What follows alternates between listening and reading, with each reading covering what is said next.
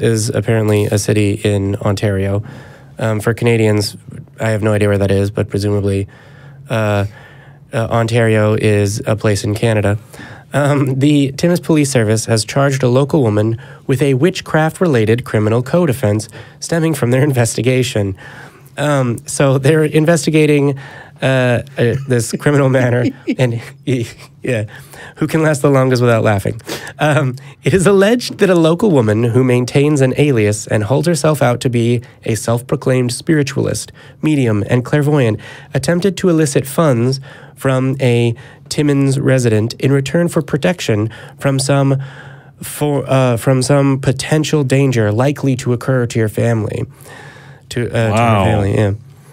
The matter has been thoroughly investigated by the Timmins Police Service, Criminal Investigation Division, and as a result, Tiffany Butch, 33, of Timmins, has been charged with, and here's the... You lose. Yep, I lost. What's it called? Oh, my God. The crime that Tiffany has been charged with is pretending to practice witchcraft, fortune-telling, contrary to Section 365B of the Criminal Code of Canada. Awesome. The accused has been served with a summons. For provincial court in Timmins for January 22nd, 2019, to answer for the charge laid against her. Well, make sure you got your magic circle all drawn out Yeah, that's first. exactly what I was going to say. They're going to summon her. Yes. No, what I was going to say is evidently she didn't see the arrest coming, but... She didn't do the right... Yeah. The Timmins Police Service reminds all citizens to be wary of extravagant claims of impending danger made by any person or persons who claim to have clairvoyant or mystical powers and who will apply such powers or skills in return for financial compensations. You know, that should be tattooed on everyone's forehead. I mean... That's pretty small print for a tattoo, but I get what you're saying. I get what you're saying. You know, Man. how shitty of a clairvoyant do you have to be to get arrested for it? I mean, Well, so really, I mean, to be clear, she wasn't bar. charged with witchcraft. She wasn't charged with being she was pretending to practice witchcraft. So evidently, after quote thoroughly investigating end quote, they determined, well, she's not a real witch, but that's a different code. Than She doesn't weigh the same as a duck, I guess. Yeah. Oh my God. I found that and I was like, you know, this isn't long enough to have a more in-depth conversation, but everyone needs to know that this happened. That's great. This is That's hilarious. Yeah. it's beautiful. It's really beautiful in is. so many ways because it's just Pretending. like, you stand Pretending. accused of pretending. No, I wasn't. I was doing it for real. Well, they should treat everybody like that. You know, the local priest pretends to be the best friend of God. You know, To be clear, isn't Jesus just a witch, like with magic powers? How's that?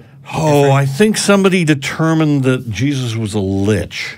Interesting. Wait, Well, but then again, where's his phylactery, Dennis? I don't know. Where is his phylactery? oh my God, what have I done? No, but it's sort of. That's a D&D deep cut, by the way. Yeah, I was gonna say. I was like, must. Yeah. Wow.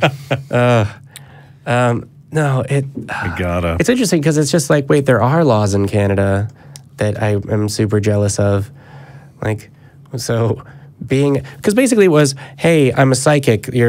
Because your family is cursed and is gonna die unless you pay me $10,000 to make it go away. Yeah, is literally she's a con artist pretending that your leg is broken to sell you an imaginary crutch.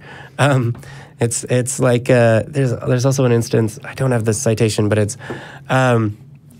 this person could tell by looking at you, just by looking at you, whether your aura was cracked, and would fix it for $56 and some odd cents or something. And it's like, what the? Like, I want to go back in time and find those really broody girls at my high school, and just be like, look at this, just pretending to be a witch. I need you to see this. Right.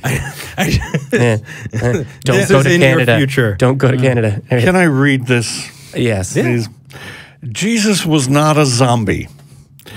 He was not mindless, nor did he consume anyone.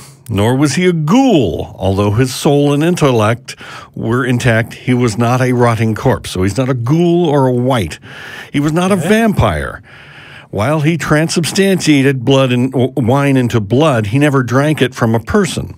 Jesus was not a ghost or a wraith. He was corporeal and still had his wounds. That's right. That's right. Doubting Thomas. It is clear. Okay. Jesus was a lich.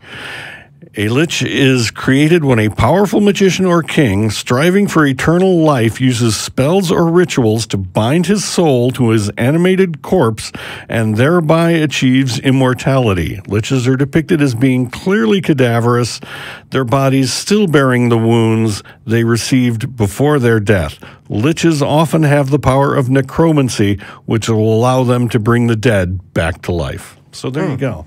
Which Jesus did have, because right after the resurrection, according to the Bible, everyone in this area, well, all our ancestors got up out of the grave and it was a big party or whatever. Okay, hold on. But those were zombies.